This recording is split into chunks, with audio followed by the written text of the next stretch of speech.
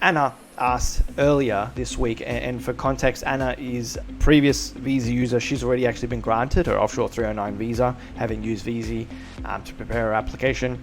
Anna finds herself in the position though where, since the visa has been approved, she's been unable to enter the country, or looks like will be unable to enter the country by the must enter date by, which is a factor and something that anyone applying for an offshore partner visa should be aware of, is that you are obligated to enter the country by a certain time to, let's say, kickstart the visa.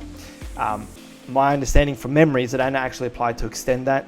That was very common during COVID, during the border closure period, where people weren't able to travel while still waiting once they had their partner visa granted, because of obviously quarantine and border closures and just the inability to travel or move generally.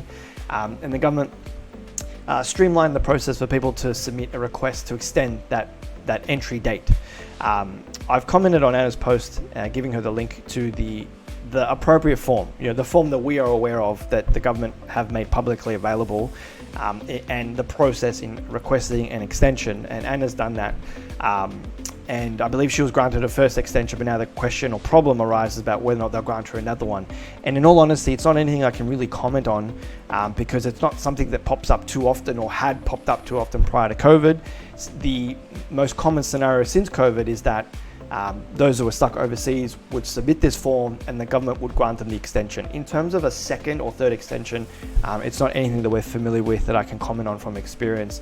But ultimately, it's discretionary. Anna's asked, is there criteria in terms of what they use to factor that in? As far as I understand, there isn't any specific criteria. Perhaps they might look to see if there's reasons beyond your control. So that might be part of what they look for. But it's not anything I can really comment on experience, unfortunately, Anna, aside from directing people to that initial application, that application form. That is what we understand to be the appropriate way to request a further extension.